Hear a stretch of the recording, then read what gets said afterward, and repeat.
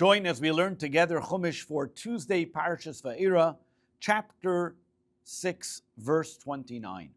Yesterday's Torah reading, the Torah told us who Moshe and Aaron are, and where they come from, who their family is, and how they were appointed to be the messengers of God, to take the Jewish people out of Egypt.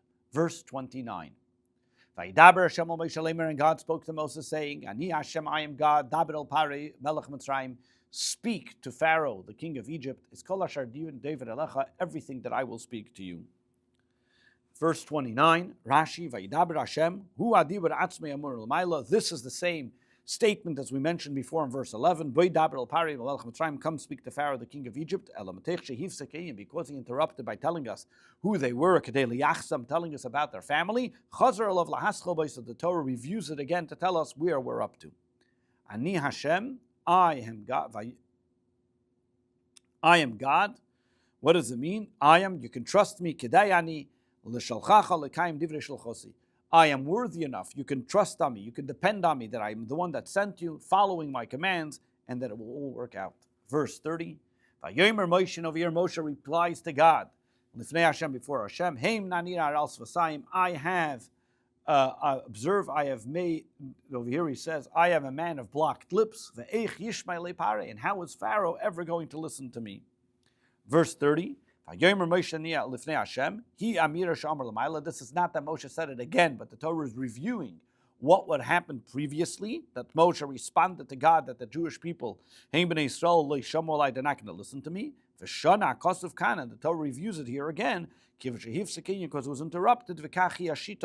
This is what you will find, again, like when a person speaks and says, okay, let's review what we just said before, because we were interrupted, so let's recap what happened, and this is what the Torah is doing as well.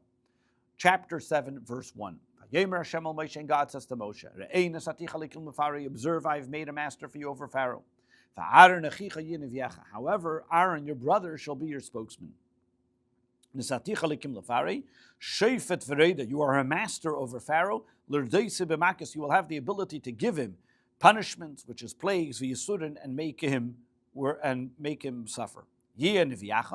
Will be like your prophet. He's going to be your translator. So too, when you use the terminology prophecy or speaking, is a man who announces and tells the people words of rebuke, and comes from the word from the lips uttering. Yonuv Chachman will say words. And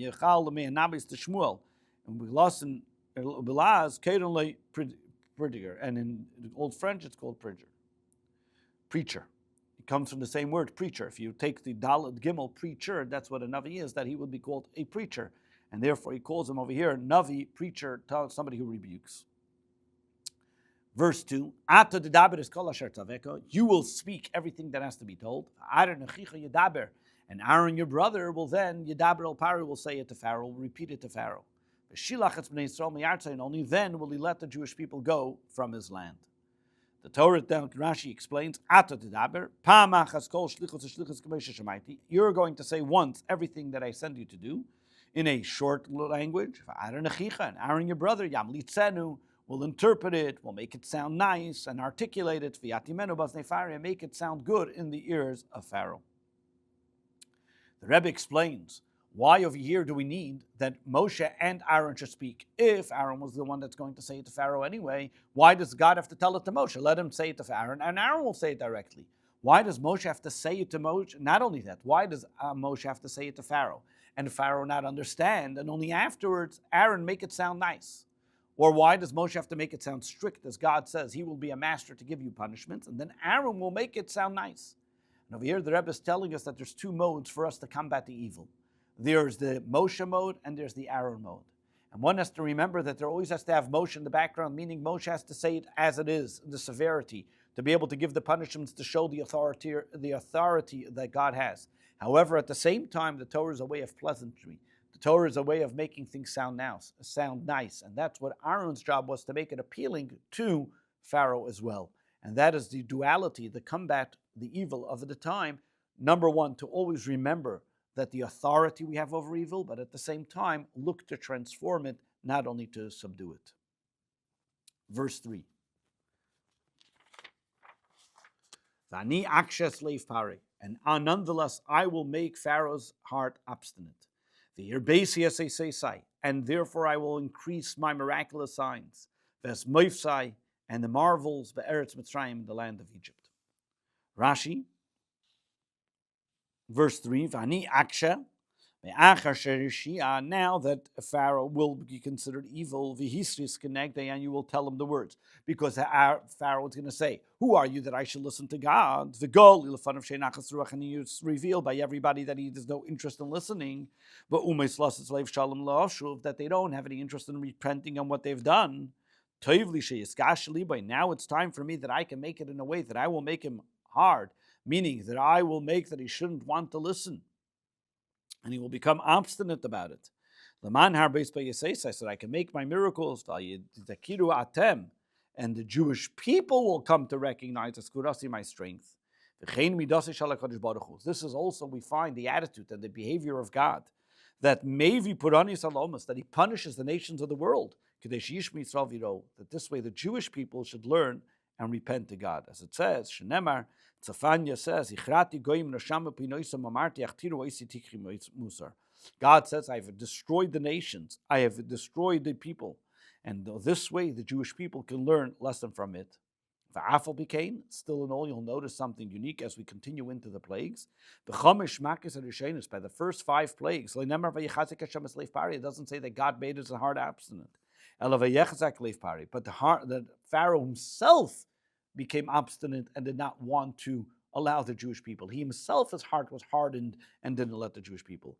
And only after Pharaoh became hardened and did not want to let the Jewish people, then the last 5 plagues, God says, you made the choice, and now I'm going to take away your freedom of choice. As we'll get to it when we learn those plagues.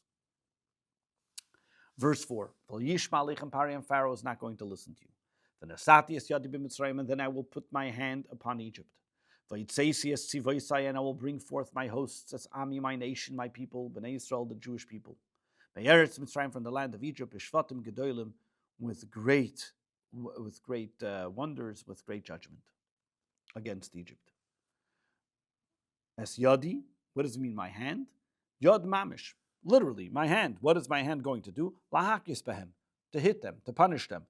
As God says, as we say in the Agadah on Passover, not through a seraph, not through an angel, with God himself that smited the Jewish people, the Egyptians. The Yodu Mitzrayim, verse 5, and Egypt will know, Kani Hashem, that I am God. In Toisias Yodi, when I will raise my hand, Al Mitzrayim, over Egypt, and I will take the Jewish people out of their midst.